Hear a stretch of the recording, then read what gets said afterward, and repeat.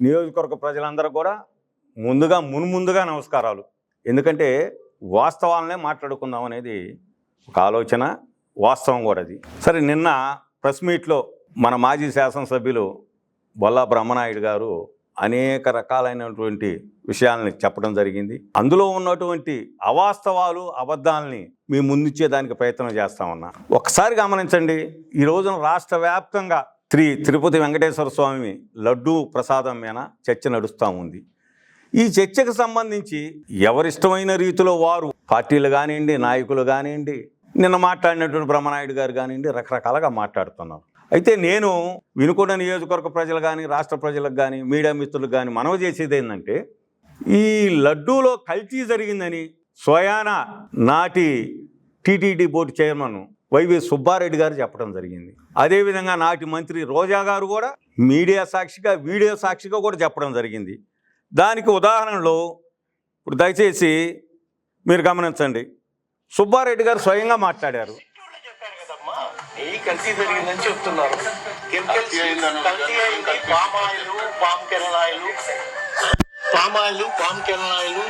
Palm oil అదేవిధంగా వేరే oil కలిసిందని స్వయంగా సుబ్బారెడ్డి గారు చెప్పారు.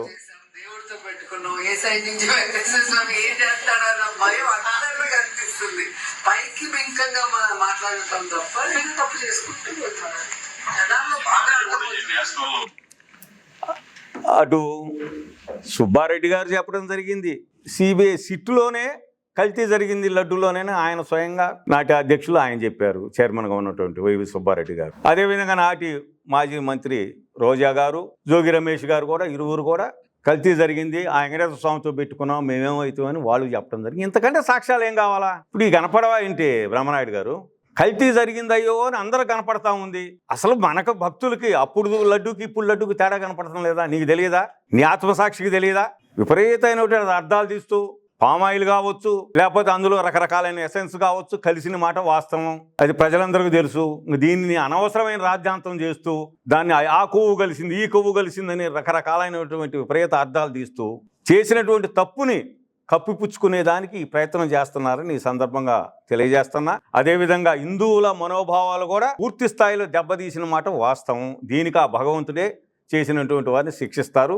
ప్రభుత్వం, అటు కేంద్ర ప్రభుత్వం కానీ, సిబిఐ, ఇటు రాష్ట్ర ప్రభుత్వం కూడా నిగ్గుదేల్చి ఆ రిపోర్ట్లన్నింటిని కూడా ఇచ్చి తప్పనిసరిగా త్వరలోనే వాస్తవాలు బయటకు వస్తాయి, నిజాలు బయటకు వచ్చి ఆ నిగ్గుదేల్చి శిక్షలు కూడా వేస్తారని ఈ సందర్భంగా మనవి చేస్తున్నా. సరే, దా వ్యవహారం అది పోతే ఇంకొక విషయం, కోల్డ్ స్టోరేజ్ గురించి మాట్లాడటం జరిగింది. బ్రహ్మనాయుడు గారు, నేను ఒకటే ప్రశ్నిస్తున్నా, ఏల్పూర్లో కట్టినటువంటి కోల్డ్ స్టోరేజ్లో జరిగిన లోపాలను దయచేసి మీకు తెలిసి కూడా చేశారు. ఆ రోజు గనక అదే ఏల్పూర్ పంచాయతీలో రోడ్డు మీద గనక ఆ కోల్డ్ స్టోరేజ్ని కట్టినట్లయితే తప్పనిసరిగా దానికి ఈరోజు భూమి విలువ పెరిగేది. ఆ రోజు 30 లక్షల రూపాయలు ఎకరం ఉంటే 1,5 అయింది. సొసైటీకి ఆస్తి లభించేది. దానితో పాటు రవాణా సౌకర్యం ఉండి, మెయిన్ కోల్డ్ స్టోరేజ్ అంటే రవాణా సౌకర్యం లేకుండా ఏ విధంగా రైతులు తీసుకొస్తారండి? ఆ మండలం అనండి, బొల్లాపల్లి మండలం అందరికి కూడా బ్రహ్మాండమైన సౌకర్యం ఉండేది. రోడ్డు మీద కట్టకుండా ఎక్కడో రోడ్డు లేనటువంటి మూల సందులు ఎక్కడో, అది కూడా ఒక ప్రైవేటు వాళ్ళ దగ్గర కొని కట్టడం జరిగింది. అక్కడ ప్రభుత్వ భూమి లేదు. పోనీ ఏమన్నా ప్రభుత్వానికి, సొసైటీకి డబ్బులు మిగిలిస్తాను, నేను ప్రభుత్వ భూమిలో కట్టామంటే అది లేదు. అక్కడ రైతుల నుంచి కొనుగోలు చేశారు. అదే రోడ్డు మీద కొనుగోలు చేసి కట్టినట్టయితే బ్రహ్మాండంగా అవకాశాలు ఉండేవి. ఇంకొక విషయం అండి, టెక్నికల్గా నేను అధికారులతో మాట్లాడి ఇప్పుడు చెప్తాను, ఇక్కడ సీఈఓ గారు కూడా ఉన్నారు. నువ్వు కట్టినటువంటి కోల్డ్ స్టోరేజ్ ఏంటంటే 3,000 మెట్రిక్ టన్నులు, అదే 5,000 మెట్రిక్ టన్నుల్లో కనుక కట్టినట్టయితే మనకు 1,60,00,000 రూపాయల సబ్సిడీ వచ్చేది. మీరు చేసిన చిన్న తప్పిదం వల్ల 1,60,00,000 రూపాయల సబ్సిడీ పోయింది. దానితో పాటు ఇంకొక ఆశ్చర్యకరమైన విషయం ఏంటంటే, ఇప్పుడు ఆయన కరెంట్ లేదు అని చెప్తున్నారు. మా అధికారులు ఈరోజు మా సొసైటీ అధ్యక్షుల వారు, అదేవిధంగా అందరూ కూడా పర్యవేక్షణ చేయడం జరిగింది, చూసి రావడం జరిగింది. సంవత్సరం క్రితమే 24 అవర్స్ కరెంట్ని అక్కడ ఇవ్వటం జరిగింది. ఇది వాస్తవం. అసలు నీ గ్రామంలో 24 గంటలు కరెంట్ ఇచ్చినటువంటి వాస్తవాన్ని కూడా నువ్వు కప్పిపుచ్చాలని చూస్తే ఇంతకంటే దుర్మార్గం ఏముందండి? సబ్సిడీ రాకుండా చేస్తేవి, అదేవిధంగా తక్కువ రోడ్డు సౌకర్యం లేకుండా చేస్తేవి. వీటన్నిటితోడు నేనేదో భారతదేశంలో ఎక్కడా లేని విధంగా వడ్డీ లేని రుణం తెచ్చానని చెబుతానేంటండి? నాబార్డు నుంచి 4%కి నేను ఈరోజు అధికారులను కనుక్కొని చెబుతున్నా, 4%కి 3,50,00,000 ఆయన తీసుకురావడం జరిగింది. ఆ తర్వాత మరలా సొసైటీ నుంచి 2 కోట్ల పైచులకు సొసైటీ ద్వారా 2,70,00,000 రూపాయలు సొసైటీలో డిపాజిట్ మీద తీసుకొని దానికి పెట్టారు. మళ్ళా 10% కింద ఒక 60 లక్షల రూపాయలు పెట్టారు. దరిదాపుగా 3,70,00,000 రూపాయలు నాబార్డు నుంచి రుణం తీసుకుంటే 3,70,00,000 రూపాయలు సొసైటీ ద్వారా పెట్టారు. ఈ రోజున సొసైటీ అంటే దరిదాపు 8 నుంచి 9% వడ్డీ పడతా ఉంది. అటు నాబార్డు నుంచి 4% వడ్డీ, ఇటు సొసైటీ నుంచి ఏమో 9% వడ్డీ. తడిసి మోపడే ఈ రోజున ఆ 3,000 మెట్రిక్ టన్నుల దానికి దాదాపు సాలిన 60 లక్షల రూపాయలు ఈ రోజున కట్టాల్సిన పరిస్థితి వచ్చింది. జీతభత్యా చేయాల్సిన పరిస్థితి వచ్చింది. ఈ విధంగా అంచనా లేకుండా ఒక చిన్న కోల్డ్ స్టోరేజ్ని ఎక్కడో దారి లేనటువంటి ప్రాంతంలో కట్టి దాన్ని అనవసరంగా నష్టపరిచింది మీరు. అదే రోడ్డు మీద కట్టినట్టయితే ఈరోజు చూడండి, ఈపూర్లో బ్రహ్మాండంగా 10,000 మెట్రిక్ టన్నులతో బ్రహ్మాండంగా 11 కోట్ల రూపాయల నిధులతో కడతామన్నాం. ఈరోజు దానికి 2,40,00,000 రూపాయలు కేంద్రం ద్వారా ఈ రోజు దానికి సబ్సిడీ వచ్చింది. మనకు కనీసం 5,000 కట్టినట్టయితే ఈరోజు 1,60,00,000 రూపాయలు మనకు వచ్చాయి కదా. ఇంత డబ్బు దుర్వినియోగం అయ్యేది కాదు కదా. ఈ రోజున ప్రైవేట్ వాళ్ళకి ఎవరికైనా ఇద్దామంటే రోడ్డు సరిగా లేదంటే, కరెంటు తీగలు ఉన్నాయి, మేము హైట్ లోడ్లు తీసుకురావాలంటే అక్కడ లోడ్లు పోవటం లేదని వాళ్ళు చెబుతా ఉన్నారు. ఇప్పుడు కూడా మేము ఒకటే చెప్తున్నాం, జరిగినటువంటి పొరపాటును సరిదిద్దుకునే కార్యక్రమం మేము చేస్తా ఉన్నాం. నువ్వు చేసిన తప్పు, నువ్వు చేసిన పొరపాటు ఈ రోజున మరలా ఈ ప్రభుత్వం తప్పనిసరిగా సరిదిద్దుతుంది. రైతులందరూ కూడా మేము వాల్యుయేషన్లో 50% లోన్లు ఇచ్చేదానికి సిద్ధంగా ఉన్నాం. సొసైటీ అధ్యక్షులు వారు ఉన్నారు ఇక్కడ, సొసైటీ ద్వారా ఇస్తాం. అవసరమైతే కేంద్ర సహకార బ్యాంకు ద్వారా కూడా మీకు రైతులకు ఇచ్చే సౌకర్యాన్ని కలుగజేస్తామని ఈ సందర్భంగా తెలియజేస్తున్నా. మీకు మిర్చి పెట్టుకోండి. అదేవిధంగా 1000 మెట్రిక్ టన్నుల గోదాం ఉంది అక్కడ కూడా ఒడ్లు కానివ్వండి, లేదా ఏదైనా అపరాలు పెట్టుకునేటటువంటి అవకాశం కూడా కల్పి చేస్తాం. దానికి కూడా లోన్ ఇస్తామని ఈ సందర్భంగా తెలియజేస్తున్నా. ఇటు మన సంబంధించిన వ్యాపార వర్గాల వారికి కూడా ఈ మధ్య చూపించడం జరిగింది. తప్పనిసరిగా త్వరలోనే వారి ద్వారా కూడా దాన్ని రైతులు, అటు వ్యాపార వర్గాలకు సంబంధించి ఇటు ఈ 3,000 మెట్రిక్ టన్నులు, ఇటు 1000 మెట్రిక్ టన్నులు ఈ మొత్తాన్ని కూడా పూర్తి చేసే కార్యక్రమాన్ని చేపడతామని ఈ సందర్భంగా తెలియజేస్తూ, అబద్ధాలు ఆడద్దండి. నువ్వు చేయలేనటువంటి పనిని ఈ రోజు చేస్తామంటే ఎందుకని ఇంత ఈర్ష్య మీకు? ఇంకా పోతే ఆయన ఒకటే ఏడుపులు, సూపర్ 6 దాని గురించి ఎగతాళి చేస్తామని నాకు ఆశ్చర్యంగా ఉంది. ఇప్పుడు సూపర్ 6 పథకాల గురించి వ్యంగ్యంగా మాట్లాడతారు ఏంది బ్రహ్మనాయుడు గారు? అంటే ఇది మీరు చేయలేని పనులు ఈ ప్రభుత్వం చేస్తుందనే? ఏం చేయలేదండి. 3,000 రూపాయలు 4,000 పెన్షన్ ఇచ్చారా? వికలాంగుల పెన్షన్ 3,000 6,000 ఇచ్చారా? గ్యాస్ సిలిండర్లు 3 సిలిండర్లు ఫ్రీగా ఇస్తున్నారా? మహిళలకి ఫ్రీ బస్సు రాష్ట్ర వ్యాప్తంగా ఎక్కడికి వెళ్ళినా ఫ్రీ బస్సు ఇస్తున్నారా? అదేవిధంగా రైతులకు సంబంధించి గతంలో 12,500 రూపాయలు ఇస్తే ఈ రోజున 20,000 రూపాయలను అన్నదాత సుఖీభవ ద్వారా అందజేస్తున్నారా? అదేవిధంగా అమ్మఒడి గతంలో ఉన్నట్టయితే తల్లికి వందనం ద్వారా ఒకరుంటే ముగ్గురున్నా నలుగురున్నా మీరు ఒక్కరికి ఇస్తే ఇలా 3 నుంచి 4కి ఇస్తామన్నారు. ఇది వాస్తవం కాదా? ఇవి చూసి కళ్ళు మండుతున్నాయా? లేకపోతే మూసేసిన అన్న క్యాంటీన్ని తెరిపించి 5 రూపాయలకి అన్నం పెడతా ఉంటే దాని గురించి మీకు అంత బాధగా ఉందా? ఏం జరగటంలా బ్రహ్మాండంగా అభివృద్ధి జరుగుతూ ఉంది. రాజధాని నిర్మాణం లక్షలాది కోట్ల రూపాయలు, ఈ రోజున 50,000 కోట్ల రూపాయలతో రాజధాని నిర్మాణం జరుగుతూ ఉంది. అది కనపడతా ఉంది. పోలవరం నిర్మాణం జరుగుతూ ఉంది బ్రహ్మాండంగా. దాన్ని పూర్తి స్థాయిలో బాగు చేసి ఇచ్చే కార్యక్రమాన్ని చేపడుతున్నారు. ఇన్ని అభివృద్ధి కార్యక్రమాలు కనపడతా ఉంటే మీరు ఓర్చుకోలేక ఈ విధంగా సూపర్ 6 ఫెయిల్ అయ్యింది, అభివృద్ధి కార్యక్రమాలు జరగటం లేదని రకరకాలుగా మాట్లాడతారేంటండి? ఈ నియోజకవర్గం సంతోషం. మొన్ననే మేము శానంపూడి వెళ్ళాం. గత 50 ఏళ్ళ నుంచి వాళ్ళు శానంపూడి నుంచి మతుకుమల్లి వెళ్ళేటటువంటి వాక్ మాకు అయ్యా పొలాలు పోవాలా, దేవుడి గుళ్ళు ఉన్నాయంటే బ్రహ్మాండంగా ఈరోజు 40 లక్షల రూపాయలతో అక్కడ మనం ఒక చెక్ డ్యామ్ని, అంటే దాన్ని ఒక వంతెన నిర్మించడం జరుగుతుంది. వెహికల్ బ్రహ్మాండంగా 50 లక్షల రూపాయలతో నిర్మించడం జరుగుతూ ఉంది. అన్నిటికి మించి గత 7-8 సంవత్సరాల నుంచి పిచ్చికల బోలం పోవాలంటే వినుకొని నుంచి రకరకాలైన ఇబ్బందులు. గంట పట్టిద్దట కనీసం 10 కిలోమీటర్లు పోవాలంటే. ఈరోజు 2,40,00,000 రూపాయలు దానికి శాంక్షన్ చేయడం జరిగింది. దాదాపు 3 కోట్లు. ఇటు చూసినట్లయితే ఈపూర్ నుంచి ఊరిజర్ల పోవాలంటే ఎంత భయంకరంగా ఉందండి. దానికి రోడ్డు శాంక్షన్ చేయడం జరిగింది. అదేవిధంగా మదమంచిపాడు నుంచి పెరవాళ్ళపల్లి పోయే దారి ఇబ్బందికర పరిస్థితులు, దానికి శాంక్షన్ చేయడం జరిగింది. వినుకోట పట్టణంలో బ్రహ్మాండంగా సీసీ రోడ్లు, సీసీ డ్రైన్లు బ్రహ్మాండంగా నిర్మాణం జరుగుతూ ఉంది. ఇవన్నీ వాస్తవాలు. నువ్వు వాస్తవాన్ని కప్పిస్తే ఎట్లా? సంతోషం, మీ ప్రభుత్వం 4 పనులు చేశారు, ఈ ప్రభుత్వం 8 పనులు చేస్తుంది, అంతకుముందు ప్రభుత్వం 6 పనులు చేస్తుంది. ఇవన్నీ కూడా విశ్లేషించుకోవాలి. వీటన్నిటి వాస్తవాలు చెప్పుకోవాలి తప్ప వ్యంగ్యంగా మాట్లాడటం కరెక్ట్ కాదు. ఇంకా పోతే జగనన్న కాలనీలో ట్రాన్స్ఫారాలు పోయినాయి అంట. ఎక్కడ పోయినాయి? ఎక్కడికి వెళ్ళినాయి? ఖచ్చితంగా మేము యాక్షన్ తీసుకుంటాం. ఆ ట్రాన్స్ఫారాలని ప్రైవేటు వెంచర్లో కనుక ఎక్కడైనా వేసినట్టు నిరూపిస్తే తక్షణం ప్రభుత్వం స్పందించి ఆ అధికారుల మీద చర్యలు తీసుకుంటామని ఈ సందర్భంగా తెలియజేస్తున్నా. కోర్టుకు వెళ్తామండి సార్, వెరీ గుడ్, వెళ్ళండి. అబద్ధాలని నిజాలుగా చేసే ప్రయత్నం మాత్రం చేయొద్దు బ్రహ్మనాయుడు గారు. ఎక్కడ ట్రాన్స్ఫారాలు పోయినాయండి? నిన్న వినుకోట పట్టణంలో 4 ట్రాన్స్ఫారాలు వచ్చినాయి. 4 ట్రాన్స్ఫారాలు 3 ట్రాన్స్ఫారాలు గుంటూరు నుంచి తీసుకురావడం జరిగింది. డిపార్ట్మెంట్ వారిని మేము కూడా కనుక్కున్నాం. ఒక ట్రాన్స్ఫారాన్ని షిఫ్ట్ చేశారు, అది మార్కాపురం రోడ్లో. ఇది వాస్తవాలు. ఈ ట్రాన్స్ఫారాన్ని జగనన్న కాలనీ నుంచి తీసుకొచ్చేది ఏంటండి? దీని మీద విచారణ ఖచ్చితంగా మేము కూడా జరిపిస్తాం. తప్పు తేలితే నీ పరిస్థితి ఏంటి? మాట్లాడేటప్పుడు నిజాలు మాట్లాడటం నేర్చుకో. నీ ఊరుకు నీ గ్రామంలో కోల్డ్ స్టోరేజ్కి 24 కరెంట్ వచ్చి సంవత్సరం అయితే ఈ రోజుకి నీకు తెలియదు, నిందారోపణ చేస్తావు. సంవత్సరం అయింది దానికి 24 అవర్స్ కరెంట్ వచ్చింది. ఇక్కడ సీఈఓ ఉన్నాడు, ఏ విచారణకైనా సిద్ధం. జగనన్న కాలనీలో ట్రాన్స్ఫార్మర్ తీయలేదు, అక్కడే ఉన్నాయి, దీనికి సిద్ధం.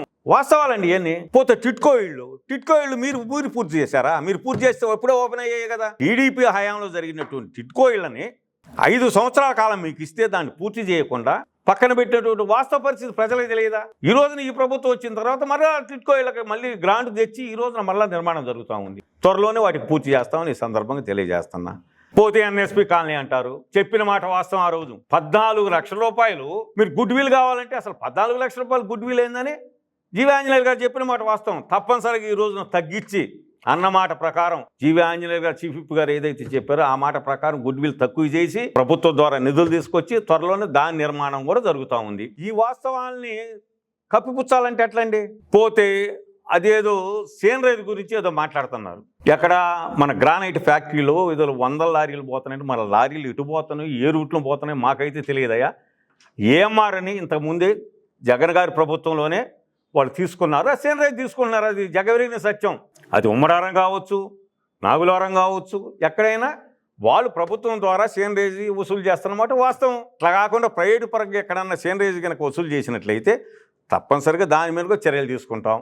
ఇంకా పోతే మాట్లాడితే ఎరువులు, లేకపోతే ఇది యూరియా ఎక్కడ తగ్గిందండి? సీజన్ మొత్తం పూర్తయింది, బ్రహ్మాండంగా ఎరువులు అందాయి, ఎక్కడా ఇబ్బంది లేవు, ఎవరూ ధర్నాలు చేయలేదు, ఎవరూ రాస్తారోకోలు చేయలేదు. నీ గ్రామంలో కూడా బ్రహ్మాండంగా 334 టన్నులు నీ గ్రామంలో కూడా ఇవ్వటం జరిగింది. వాస్తవాలండి. ఎక్కడన్నా లోటుపాట్లు ఉంటే స్పష్టంగా తెలుసుకొని చెప్పండి, అంతే తప్ప గుడ్డగాల్చి ముఖాన్ని వేస్తే వాళ్ళే దురుసుకుంటారనేది అనేటువంటి ఎప్పుడు ఈ విధంగా మాట్లాడటం పద్ధతి కాదని సందర్భం తెలియజేస్తున్నాం. ఇంకా పోతే ఏంటంటే అంబటి రాంబాబు గురించి మాట్లాడతారా? ఏం భాష అండి అది? అంబటి రాంబాబు గారు 70 సంవత్సరాల వయసు వచ్చి ఒక మంత్రిగా పనిచేసినటువంటి వ్యక్తి ఈ విధంగా మాట్లాడుతూ ఉంటే ఏందండి ఆ భాష?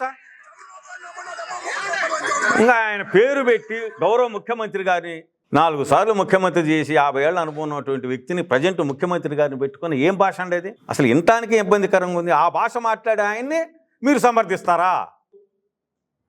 ఆయన మంత్రిగా ఉన్న సమయంలోనే మంత్రిగా ఉండి టీడీపీ ఆఫీసు మీదకి పోయి ఎన్టీ రామారావు గారి విగ్రహాన్ని కూడా గడ్డపారేసి చీల్చినటువంటి వాస్తవాన్ని ప్రజలందరూ చూశారు కదా. చంద్రబాబు నాయుడు గారు ఇంటి మీదకి పంపించి బండలేసినటువంటి వాస్తవం తెలియదా? ఈ విధంగా నోటికి ఏది వస్తే అది మాట్లాడటం, మీరు చేసే చర్యలన్నింటినీ చేసేటండి. పోతే బీసీలు ఏంటంటే మీరు మాట్లాడేది? చింతకాల అయిన పాత్రుడిని అర్ధరాత్రి పోలీసులు పోయి ఇంటి మీద పడి ఇళ్ళు పగలగొట్టి దూరాలు పోలీసులు తీసుకొచ్చి అడ్డగోలుగా తీసుకొచ్చి సబ్ జైలుకి పంపించారు.